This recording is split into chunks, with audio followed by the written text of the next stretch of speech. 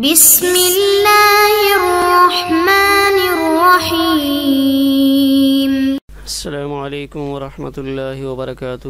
معزز طلباء کرام، آپ سب کیسے ہیں؟ آج ہم کتاب ہدایہ جلد رابع میں سبق نمبر 83 کو پڑھیں گے۔ ہمارے آج کے سبق کا عنوان ہے قابل تقسیم اور ناقابل تقسیم اشیاء۔ آئیے پہلے اپنے آج کے سبق کی عبارت کو پڑھتے ہیں۔ بسم اللہ الرحمن الرحیم۔ وَيَقْسِمُ كُلَّ مَوْزُونٍ وَمَكِيلٍ كَثِيرٍ أَوْ قَلِيلٍ وَالْمَعْدُودِ الْمُتَقَارِبِ وَتِبْرِ الذَّهَبِ وَالْفِضَّةِ وَالْحَدِيدِ وَالنُّحَاسِ وَالْإِبِلِ بِإِنْفِرَادِهَا وَالْبَقَرِ وَالْغَنَمِ وَلَا يَقْسِمُ شَاةً وَبَعِيرًا وَبِرْزَوْنًا وَحِمَارًا ولا يقسم الأواني لأنها باختلاف الصنعة التحقت بالأجناس المختلفة ويقسم الثياب الهروية لاتحاد الصنف ولا يقسم ثوبا واحدا لاشتمال القسمة على الضرر إذ هي لا تتحقق إلا بالقطع ولا ثوبين إذا اختلفت قيمتهما لما بينا بخلاف ثلاثة أثواب إذا جعل ثوب بثوبين أو ثوب وربع ثوب بثوب وثلاثة أرباع ثوب لأنه قسمة البعض دون البعض وذلك جائز۔ آئیے اب ہم اپنے سبق کی عبارت کا ترجمہ دیکھتے ہیں۔ وَيَقْسِمُ، اور قاضی ہر وزنی اور کیلی چیز کو خواہ وہ زیادہ ہو یا کم، اور معدود متقارب کو، سونے اور چاندی کی ڈلی کو اور لوہے اور پیتل کی ڈلی کو، یا تنہا اونٹ، گائے اور بکریاں، ان سب کو تقسیم کرے گا۔ ولا یقسم، اور بکری، اونٹ، گھوڑے اور گدھے، ان کو تقسیم نہیں کرے گا۔ ولا یقسم الاوانی، اور برتنوں کو بھی تقسیم نہیں کرے گا، اس لیے کہ بناوٹ کے بدل جانے سے برتنوں کو اجناس مختلفہ کے ساتھ لاحق کر دیا گیا ہے، اس لیے کہ بناوٹ کے مختلف ہونے کی وجہ سے برتن اجناس مختلفہ کے ساتھ لاحق ہوتے ہیں، اور اتحاد نوع کی وجہ سے قاضی ہروی کپڑوں کو تقسیم کرے گا۔ ولا یقسم ثوبا واحدا، اور قاضی ایک کپڑے کو تقسیم نہیں کرے گا اس تقسیم کے ضرر پر مشتمل ہونے کی وجہ سے، اس لیے کہ وہ تقسیم کاٹے بغیر تو متحقق نہیں ہوگی۔ ولا ثوبین، اور اسی طرح قاضی دو کپڑوں کو بھی تقسیم نہیں کرے گا جب ان کی قیمت مختلف ہو، اس دلیل کی وجہ سے جسے ہم بیان کر چکے ہیں، بخلاف تین کپڑوں کے، کہ جب ایک کپڑے کو دو کپڑوں کے بدلے میں کر دیا جائے، یا ایک طرف ثوب وربع ثوب بثوب، یا ایک کپڑا اور ایک کپڑے کا چوتھائی، ان دونوں کو ایک کپڑے اور 3/4 کپڑے کے عوض میں کر دیا جائے۔ لأن قسمت البعض دون البعض، اس لیے کہ یہ بعض دون البعض کی تقسیم ہے، وذالک جائز، اور اس طرح سے تقسیم کرنا درست ہے۔ آئیے اب ہم اپنے سبق کی تشریح کی جانب بڑھتے ہیں۔ تشریح سے پہلے ہم مختصر خلاصہ ذہن میں رکھیں کہ ہمارے آج کے سبق میں ان چیزوں کا بیان ہو رہا ہے جن کو قاضی جبراً تقسیم کر سکتا ہے، اور 5 ایسی چیزیں جن کو تقسیم نہیں کر سکتا، ان کی تفصیل ہمارے آج کے سبق میں آ رہی ہے۔ تو پہلے مسئلے کے اندر ماتن نے یہ ذکر فرمایا وَيَقْسِمُ كُلَّ مَوْزُونٍ وَيَقْسِمُ كُلَّ مَوْزُونٍ وَمَكِيلٍ، کہ قاضی ان چیزوں کو جبراً تقسیم کر سکتا ہے کہ کوئی فریق راضی نہ بھی ہو تو تب بھی قاضی ان کو تقسیم کرے گا، اس میں موزونی مکیلی چیزیں، مثلا کوئی چیز وزنی ہے تو وزن کے اعتبار سے اس کو بیچا جاتا ہے. ہم فرض کر لیں کہ وہ 40 کلو نمک ہے، تو اب قاضی شرکاء کی رضامندی کے بغیر اس نمک کو تقسیم کر سکتا ہے. یا مونگ پھلی ہے، کوئی بھی چیز جس کو وزنی اعتبار سے جس کو وزن کر کے بیچا جاتا ہے، قاضی شرکاء کی رضامندی کے بغیر اس کو تقسیم کر سکتا ہے. اسی طرح کوئی کیلی چیز ہو، مثلا 40 کیل وہ گندم ہو یا جو ہو، کیل پیمانے کے ذریعے جن چیزوں کا لین دین ہوتا ہے کیلی چیزیں ہوں، تو قاضی ان کو بھی بغیر فریقین یا شرکاء کی رضامندی کے تقسیم کر سکتا ہے. کثیر او قلیل، وہ چیزیں چاہے تھوڑی ہوں چاہے زیادہ ہوں، یعنی وہ 40 کلو ہوں یا 40 من ہوں، قاضی اس کو تقسیم کر سکتا ہے. والمعدود المتقارب، اور ایسی چیزیں جو عددی ہوں، گن کر بیچی جاتی ہوں، اور قریب قریب ہوں، یعنی ان کے اندر تفاوت فاحش نہ ہوتا ہو، بہت زیادہ فرق نہ ہوتا ہو. مثلا اخروٹ ہیں یا عددی متقارب کے اندر انڈے آ گئے، تو اس قسم کی چیزیں جن کو گنتی کر کے بیچا جاتا ہے، جیسے ہمارے عرف میں مالٹا ہے یا کیلا ہے. بعض علاقوں میں ان کو وزن کر کے بھی بیچا جاتا ہے، لیکن ہمارے پنجاب کے ان علاقوں میں ان چیزوں کو گنتی کے اعتبار سے بیچا جاتا ہے. تو قاضی ایسی عددی متقارب چیزوں کو بھی جبراً تقسیم کر سکتا ہے. اسی طرح وَتِبْرِ الذَّهَبِ وَالْفِضَّةِ، سونا اور چاندی جب ڈلی کی شکل میں ہو، تو یہاں مسئلے کے اندر تھوڑا سا فرق رہے گا کہ سونا چاندی زیورات کی شکل میں ڈھلا ہوا نہ ہو، کہ جب ڈلی کی شکل میں ہوگا تو پھر وہ جس کے حصے میں جتنا آتا ہے تقسیم کر دے گا. لیکن جب زیور کی شکل میں ہو تو اس کی پالش اور نقش و نگار کی وجہ سے اس کی قیمت زیادہ ہو جاتی ہے.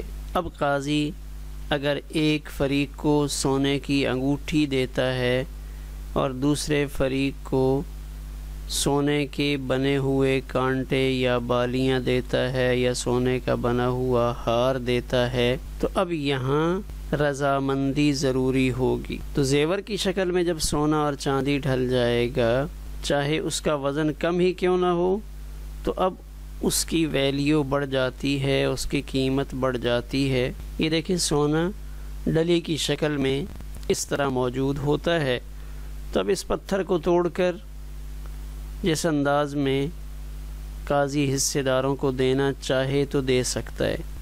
لیکن جب اسی سونے کو پگھلا کر زیورات کی شکل میں ڈال دیا جائے گا تو اب اس کی قیمتیں مختلف ہو جائیں گی. ویسے تو یہاں اس ڈلی کی قیمت ایک طرح سے ہی رہے گی، یعنی 2 تولے 4 تولہ جس کو ملے گا تو ہر ایک کے تولے کا وزن ایک جیسا ہوگا.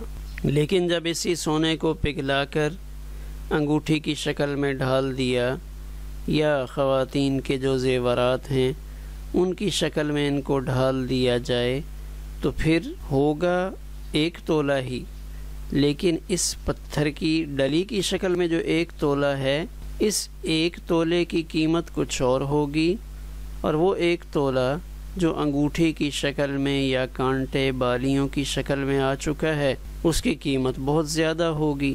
تو یہ چیز قاضی تقسیم کرے گا جب یہ ڈلی کی شکل میں ہو. چاندی، جیسے یہ چاندی برتنوں کی شکل میں یا یہ مختلف شو پیس کی شکل میں تبدیل ہو چکی ہے، تو اس کو قاضی تقسیم نہیں کرے گا. تو یہاں قاضی رضامندی کو مد نظر رکھے گا. لیکن یہی چاندی اگر اسی طرح جیسے سونے کی ڈلی ہم نے دیکھی اس شکل میں ہو تو پھر قاضی بغیر رضامندی کے بھی اس کو تقسیم کر سکتا ہے. اسی طرح پیتل یہ بھی ایک دھات ہے، لوہا اور پیتل، یہ بھی عام طور پہ برتنوں میں استعمال ہوتی ہے، یا آج کل بجلی کے تاروں میں اس کو استعمال کیا جاتا ہے۔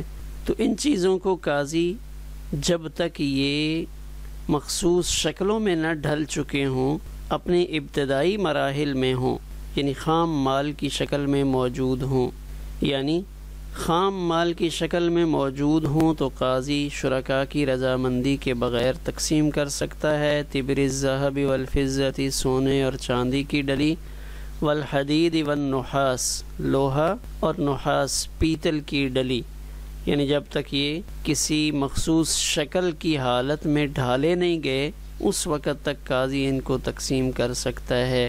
اسی طرح صرف اونٹ ہوں، والابل بانفرادھا، یعنی صرف اونٹ کی جنس موجود ہے، 10 20 50 جتنے اونٹ ہیں، صرف اونٹ ہی اونٹ ہیں تو شرکاء میں تقسیم کر دے گا۔ اسی طرح والبقر والغنم، گائے ہے اور بکریاں ہیں، تو جب تک یہ اکیلے انفراد جنس کی شکل میں موجود ہیں تو قاضی کو چاہیے کہ شرکاء کے اندر تقسیم کر دے۔ تو گویا کہ یہ 10 چیزیں ہو گئیں، ان 10 چیزوں کو قاضی جبراً تقسیم کر سکتا ہے۔ تو اب اونٹ کے اندر اگرچہ فرق ہوتا ہے لیکن بڑا چھوٹا جب سب ملا کر حصے کرے قاضی تو اس میں اتنا فرق نہیں رہتا، اس لیے قاضی جبراً تقسیم کر سکتا ہے۔ گائے، بکریاں، اب ان تینوں کے اندر قاضی جب صرف ایک جنس موجود ہو، کسی کے پاس صرف بکریاں ہیں، صرف گائے ہیں، صرف اونٹ ہیں، اگرچہ ان کے اندر بہت زیادہ فرق ہے، مثلا آپ غنم بکریوں کو لے لیں تو آج بکریاں بہت قیمتی بن گئی ہیں، بہت مہنگی ہو چکی ہیں۔ گائے اور اونٹ کو تو آپ چھوڑ دیجئے، بکری جیسے 20-30 سال پہلے ہمارے معاشرے میں عرف میں اتنا قابل قدر نہیں سمجھا جاتا تھا، لیکن وقت گزرنے کے ساتھ ساتھ بکریوں کی قیمتیں انتہا کو پہنچ چکی ہیں۔ مختلف نسلیں بکریوں کی پائی جاتی ہیں، مثلا ہمارے ہاں معروف ہے کہ یہ راجن پور کی نسل ہے، یہ امرتسری نسل ہے، تو اب ان دونوں کی قیمتیں بہت زیادہ ہیں۔ امرتسری نسل تو اس کی ایک بکری کا ایک بچہ اس کی قیمت جو 3 سے 4 ماہ کے لگ بھگ کا ہوگا 1 لاکھ سے زیادہ، 1 لاکھ، 1.25 لاکھ، 1.5 لاکھ کے لگ بھگ 4 مہینے کا ایک بکری کا بچہ، تو ان کی قیمتیں بہت زیادہ ہیں۔ لیکن بہرحال جب ایک جنس کی اشیاء موجود ہوں گی تو قاضی ان کو اپنی حکمت بصیرت اور تدبر کے ساتھ شرکاء میں جبراً بھی تقسیم کر سکتا ہے۔